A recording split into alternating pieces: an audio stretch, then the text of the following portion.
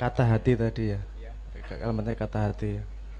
Ini pasti yang saya utarakan ini dari sudut pandang dan pengalaman hidup saya, bukan kebenaran yang paling benar ngono mesti ya ora.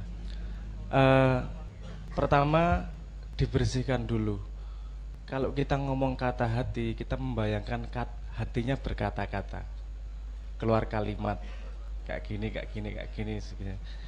Sebenarnya yang bisa berkata-kata itu akal. Kalau hati tidak mengatakan apa-apa, hati merasakan. Rasa sedih itu ada sebelum ada kata sedih. Misalnya ngono. Mantep ya mantep. Ada mantep sebelum ada kata mantep. Rasa mantep sebelum ada kata mantep. Paham maksud saya ya?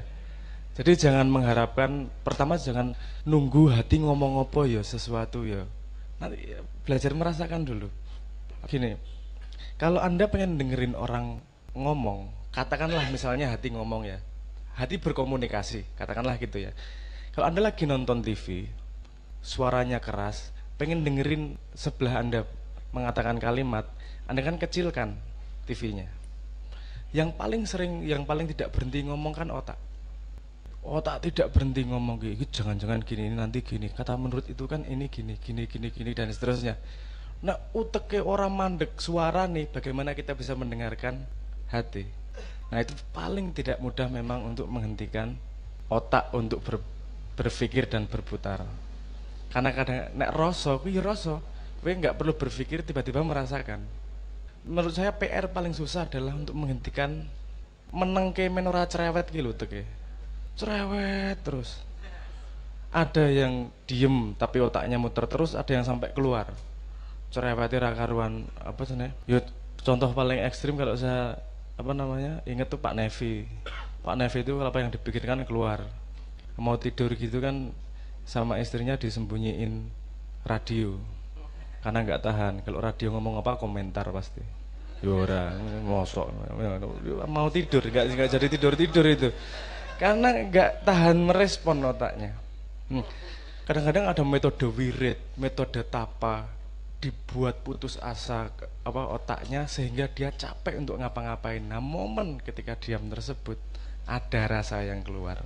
Nah, rasa yang keluar tidak gampang diterjemahkan menjadi sesuatu yang bisa kita pahami secara akal. Karena kalau akal ini pasti semua yang dari lahir kita berpengaruh. Pilihan kata, pilihan bahasa, arti dari kata, konteks dari kejadian itu semua berpengaruh pada cara akal berpikir. Kalau rasa itu apa anane? Contohnya kalau bayi nangis, yo nangis, nangisnya gitu semua. Rasanya keluar gitu saja. Paham nggak maksud saya? Jadi bagaimana kata hati? Kalau saya ngomong rumusnya sebenarnya sederhana, tapi lemah hamir atau angel. Kalau bagaimana kata hati bisa berbicara? Lihatlah sesuatu sebagai apa adanya. Nah, itu kayaknya sederhana ya. Tapi itu tingkat yang menurut saya sangat susah melihat sesuatu apa adanya. Karena kita melihat sesuatu itu pasti punya konsep kemudian di sini. Lihat warna wis. Oh putih, dudu ireng. Berarti wong kan ada konsep di belakang pikiran ini. Saya ngomong gini aja. Misalnya mangga. Langsung keluar di pikiran Anda. Mangga apa? Mana lagi? Mangga dua ya beda-beda toh. Kalimatnya sama loh, tapi yang keluar di kepala berbeda-beda loh. Oke. Saya kasih contoh betapa susahnya apa menghentikan laju pikiran itu, cerewetnya pikiran itu. Oke, sekarang jangan pikirkan monyet. Malah keluar tuh monyetnya. Nah, otak ini sangat tidak mudah untuk dihentikan. Jadi kalau menurut saya kalau Islam mengajarkan ikhlas, mengajarkan berserah kepada Tuhan itu membuat kita pada sebuah posisi kita melihat sesuatu sebagai apa adanya. Observer apa adanya. Observer pun dengan tidak punya inklinasi, tidak punya ini lebih benar ini lebih salah. Observer benar-benar apa adanya. Ya contohnya ya. Anda pernah dicurhati teman Anda soal asmara nggak? Oh, seperti sampean ya kayak enggak. Kalau Anda dicurhati lebih gampang mecahin ngono ya angel. Tinggal tok pelet beres. Misalnya gitu ya, misalnya. Tapi Anda menemukan jawabannya sangat mudah. Kenapa? Karena Anda tidak terlibat di situ. Anda sebagai observer gampang banget ndelok apa adanya gitu. Tapi kalau ada yang terlibat, langsung gampang-gampang kayak angel iku lek, kan gitu. Jadi membuat jarak dengan diri sendiri itu tidak mudah. Tapi setahu saya untuk mendengarkan kata hati kita harus berani menghentikan kepala. Bukan berani, bisa menghentikan cerewetnya otak. Gini, Anda gampang lah. Misalnya gini, untuk ngetes apa namanya cerewetnya otak diri sendiri. Anda ambil kebiasaan satu tapi disiplin. Misal rasa sholat terus. Nah, sholat ini banyak bolongnya ki lumayan. Sing parah ki banyak adanya gitu. Nek bolong kan rata-rata sholat ada bolongnya. Nek ada sholatnya ki berarti rata-rata ora sholat. Ya setahun pisan paling ora. Itu lebih berbahaya. Ora rasa sholat lah. Misalnya setiap jam 5 sore Anda garuk muka, gampang toh? Garuk muka gini aja. Garuk jam 5 garuk rai wis. Coba Anda lakukan. Orang ngasih rong minggu, otak wis duwe alasan iki. Alah mengerai wae. Alah engko luwih sak menit ra apa-apa. Alah luwih rong menit ra apa-apa. Bikin alasan segala macam nih kepala nih. Betapa otak kita tuh sebenarnya sangat tidak bisa kita kontrol larinya dia. Karena kita tidak bisa undo kontrol Z. Undo itu membatalkan. Kita tidak bisa membatalkan apa yang kita tahu. Ini loh masalah susahnya. Kita jalan, denger orang ngomong, kita wes ora krungu, lali, nggak bisa. Kalau udah kadung masuk tuh kadung masuk, dan itu mempengaruhi tempat sampah yang namanya otak ini loh. Kalau saya melihat otak itu sebagai tempat sampah kalau kita tidak bisa kontrol. Tapi jangan ngomong tempat sampah itu buruk loh. Ya lagi-lagi nih kan asumsi. Gue neng omah milih ora ono TV apa ora ono tempat sampah? Tempat sampah. Yuk. Gue dadi milih duwe TV ra duwe tempat sampah. Ora apa-apa sampai berserakan. Mending ra ono TV neng ono tempat sampah toh. Sehingga sampahnya ada tempatnya, orang ngregeti kabeh ngono. Nah, otak itu seperti tempat sampah dalam tanda petik kalau saya melihatnya. Sangat perlu dalam rumah, tapi jangan hidup di dalamnya. Jangan sangat mengandalkan tempat sampah gitu. Itu tempat sampah loh itu. Harus Anda sisir nih mana yang masuk tempat sampah, mana yang tidak, mana yang masuk tempat sampah, mana yang tidak. Jangan semua yang Anda baca Anda masukkan jadi stres engko. Anda sesungguhnya semua yang Anda dengar Anda masukkan jadi asumsi. Karena kalau kita tidak bisa mengontrol apa yang masuk, apa yang keluar, maca itu tadi jadi akan sangat efektif untuk mempengaruhi orang lain. Karena kita tidak bisa melihat apa adanya. Ngaten lho Mas. Jadi suara hati gimana ya? Ikhlas. Jadi kalau menurutku, kalau salah mau dibenarkan Pak Muzamil, yang benar-benar bisa mendengarkan suara hati adalah jiwa yang tenang. Seperti permukaan danau yang tenang. Ada satu tetes air dia akan tahu ada satu tetes air. Tapi kalau airnya bergolak, permukaannya bergolak, ada hujan dia nggak tahu kejatuhan informasi. Nek airnya tenang, observer ada satu tetes, ini ketahuan. Nah itu bagaimana bentuknya? Karena hati tidak berbicara, Anda yang bisa merasakan komunikasi dengan hati Anda sendiri gimana. Makanya sama dengan berzikir hati akan tenang. Oh iya, dengan berzikir kenapa hati Anda tenang?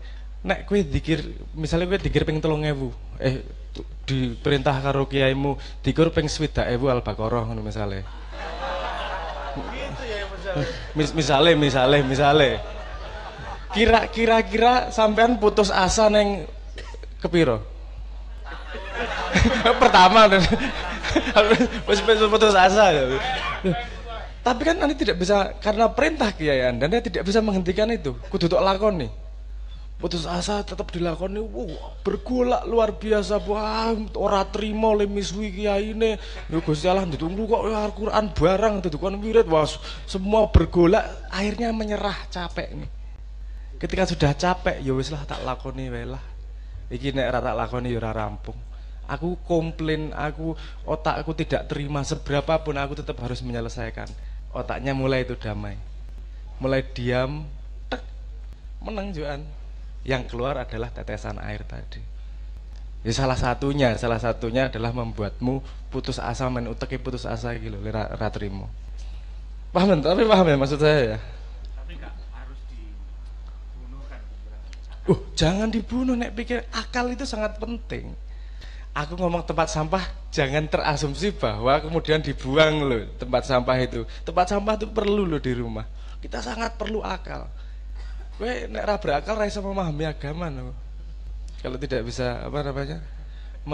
Menyisir, mengolah, membenarkan memilah-milah itu butuh akal di situ. Nah, hati itu bukan mengatakan sesuatu yang benar. Yang saya iki rada lambat ya, memahaminya. Karena gini, hati akan berkomunikasi dengan bahasa yang Anda pahami.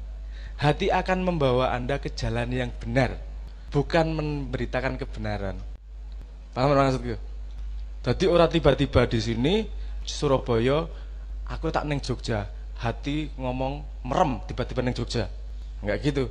Hati akan mengatakan melaku, oke lewat to tengen, lewat to kiwo, lewat to sini, membawa Anda pada sebuah perjalanan di mana ujungnya adalah kesadaran yang lebih tinggi. Jadi sok-sok beda pada hal yang sama.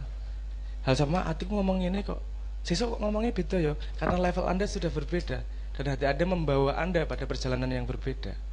Tidak berhenti perjalanan tersebut. Kan ihdinas siratal mustaqim. Kita mencari jalan yang benar terus dan kita hanya bisa diberitahu satu langkah di depannya. Iki ngopo ya? Ngelangkah. Iki ngopo ya? Ngelangkah. Ini ngopo ngelangkah. Dan enaknya ketika observer, kita tidak stres pada langkahnya. Kita melangkah sesuai apa yang diberitakan sama insya Allah. Bersih kita mendengarkan sinyal Tuhan. Kita ngelangkah, delok tengen kiwa, hiburan. Seperti perjalanan wisata. Ndelok ana wong macak ning baliho guyu, ngono ya. Oh iya. Ngene guyu dan seterusnya. Jadi orang gendeng itu hiburan. Seperti kemarin salah satunya toleransi gue neng grup saya di grup SMA Pak Muzamil. Pada ribut, saya harus menyatakan sikap. Saya tidak akan mengatakan selamat Natal karena itu berarti kita mengakui mereka dan kita menjadi seperti mereka. Siji meneh ngomong, itu toleransi, itu menyenangkan orang lain dan seterusnya lah. Sudowo banget tak delok iki. Reply ini wis atusan iki dampot iki arek-arek iki. Terus saya bales akhirnya. Karena saya melihatnya hiburan, Mas. Aku bales. Saya juga mau menyatakan sikap. Saya ngomong ngono. Kata Kanjeng Nabi, tersenyum itu sedekah. Apalagi membuat orang lain tersenyum. Itu sedekahnya lebih banyak. Jadi sekarang teman-teman grup, ayo ribut yang luar biasa. Aku tak bikin kopi sama nonton ributmu karo guyang-guyu. Jadi semua energi ributmu menjadi sedekahmu. Aku nyemeng asu, bajingan. Ngono tok, ora sida ribut malah misui aku kabeh Pak Muzamil. Loh, gimana Anda? Itu ketika saya melihat itu, saya mau bersikap, mereka dalam perjalanannya mencari kebenaran. Aku sih oke, yang sekarang satu berpendapat dia benar seperti ini, yang satu berpendapat dia benar seperti ini, orang masalah. Masalah seperti yang dikatakan Pak Muzamil bahwa orang lain harus pendapat dengan dia. Kalau saya melihatnya ini pada orang pada perjalanan yang berbeda dan melalui pengalaman yang berbeda sehingga dia punya kesimpulan yang berbeda. Beri kesempatan mereka melangkah, melakukan yang mereka fahami sehingga menemukan langkah berikutnya. Nah aku melu ribut, katut engko. Wong kabeh perjalanan dhewe-dhewe. Aku tak dadi penonton ae, ngono posisine. Tak nonton agar kalian ributnya tidak jadi dosa, men ributmu dadi pahala, aku tak nonton karo ngopi, karo guya-guyu, hiburan gitu tuh.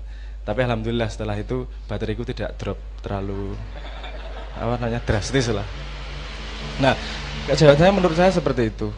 Melihat sesuatu apa adanya, seperti Anda melihat ketika Anda melihat singa memakan kijang, Anda melihat siapa korban, siapa yang penjahat.